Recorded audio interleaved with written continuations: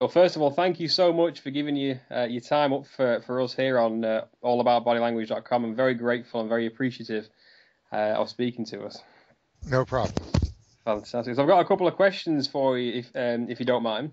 No, please go right ahead. Fantastic.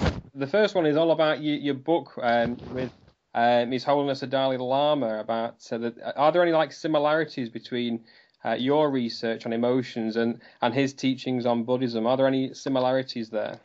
Well, that's of course what we explored, and the book is really not a normal type of book. That is, it's not text, it's a conversation.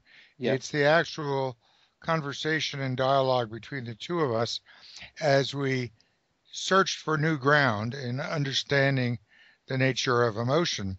And Tibetan Buddhism does not take for granted anything we do, Yes.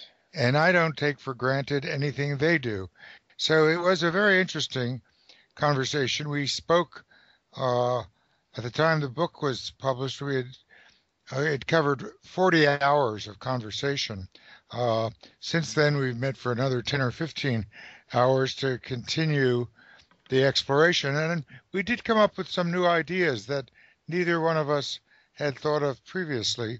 It was a very intense conversation, and the title of the book reflects one of those common grounds that the key to improving your emotional life is to introduce awareness, the sort of flashlight of consciousness, into the process of emotion.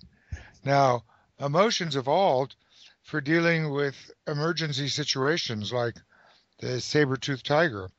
Uh, the modern equivalent of that is the car on the freeway that's verging into your lane, where you have to suddenly, without thought, without the consciousness of consideration, you have to respond, and sometimes in very complex ways, but all without thinking, all without considering.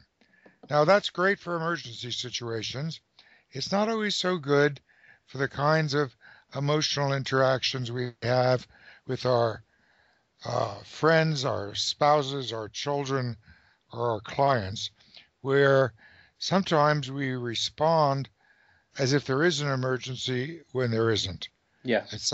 And we don't, if we want to exercise choice about whether to engage and how to engage emotionally, we have to be aware of when an emotion is beginning to arise, or at least be aware when we start to act emotionally. Very often we're not. It isn't until afterwards that we realize we've just been in an emotional bout. I'm so frustrated with the telephone system at my office that in exasperation, I said to my assistant, I'm bringing in a wire clipper and I'm going to clip the wires of all the telephones. Well, of course, that's a stupid thing to say, but I was in the grip of an emotion and I wasn't even, I heard what I said, but I didn't realize or consider why I was saying it. Yes.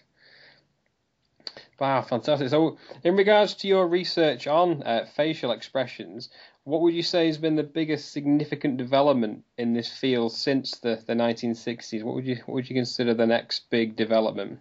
Well, there really are two, and one led to the other. The first was settling the argument between Margaret Mead, who said that expressions are completely determined by culture, so that a smile won't mean anything related to enjoyment in other cultures, only our own. Yeah. And Charles Darwin, who, your countryman, who in 1872 wrote a brilliant book called The Expression of Emotion in Man and Animals, in which he asserted just the opposite. Yes. Now, neither one of them had evidence. And when I entered the fray in 1965, 66, I didn't really care who was right. I just wanted to see if I could settle the matter while there was still time to do so. Yes. And the crucial study, uh, which I just narrowly was able to do before it became impossible to do such research, was to find a totally isolated people who had never been exposed to outsiders or the media. And I found such people in the highlands of New Guinea, and I found that their emotional expressions were the same as you'd see anywhere else. Although there are different rules about the management of expression, the expression is the same for at least 6 and perhaps 7 emotions are universal to our species, and 4 or 5 of them we can identify in other primates. So that was the first big issue, and it sort of fit very well with the work that came a decade later showing the importance of understanding the brain in examining behavior. The second thing was to develop a tool for actually measuring and describing anything the face can do. Up until we published the Facial Action Coding System, FACS is the acronym, in 1978, there was no way to answer the question of how many different expressions can a human being make? Yeah. How many of them are relevant to emotion? Can I be absolutely certain that 2 people are making the same expression because it appears somewhat differently because of differences in their facial features? I mean, the face is primarily an identity signal system that allows us to tell one person from another. And so we each look different. Very rarely in life does someone come up to you and identify you by the wrong name because they think you're someone else. That may happen once in a lifetime. So we have very different facial features, but on that stage, the expressions, these universal expressions are played out but appear slightly different because of differences in wrinkles, fatty deposits, skin color, shape of the features, etc. And the facial action coding system allows for the first time precise description and measurement. And now there are hundreds of scientists around the world using this same tool to measure facial movement. Yeah. It's the equivalent of the microscope to looking at cells, what the facial action coding system allows you to do for the first time with the face. So those are the 2 big things, one in the 60s and one in the 70s, that really revolutionized not just our understanding of expression, but our understanding of emotion itself, because the face still is the best window we have on what's happening emotionally. Yes. So in regards to facial expressions, how long would you say the average person takes to become prolific in detecting microexpressions? Well, we've tested over 15,000 people in every walk of life, and 99% of them just don't see microexpressions. Microexpressions are the product of concealment. Yes. And they are very fast, about a 25th of a second. We developed a tool called the Microexpression Training Tool, which is on our website, which takes about an hour, and about 100,000 people to date have used that tool online and have learned how to see microexpressions. And once you can see them, you've opened your eyes to what's being concealed from you, and your ability to spot normal expressions is enormously increased. And most people find it fun. It's set up really so that it's easy to do, and we've just are coming out with a new version of it that teaches you how to recognize microexpressions when you only have a profile view. Yeah. Because if you're not conducting a one-on-one conversation, you very often in a conference only see the profile of someone. It's also relevant to surveillance, and it's a different set of skills to recognize these same emotions when you only have a profile view of the person. Yes.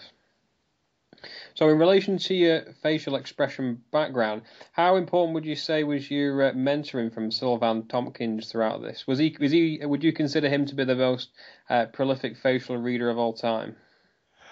Well, of course, I never had the opportunity, except in my dreams, to meet Charles Darwin.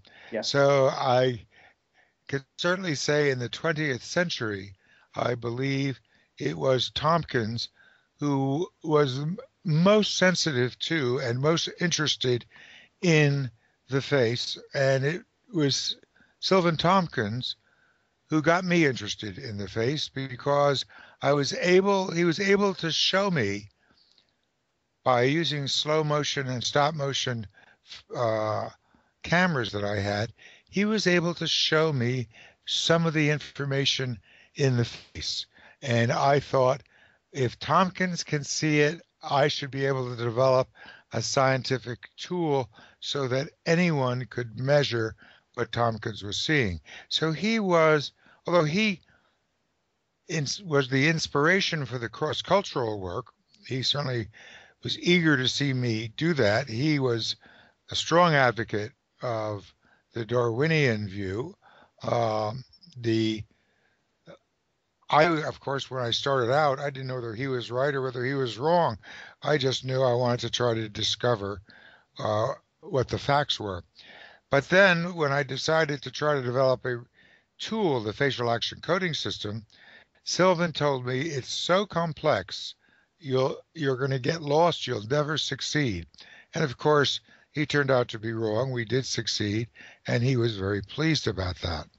His theory about how the face showed emotion, maybe I should put it differently.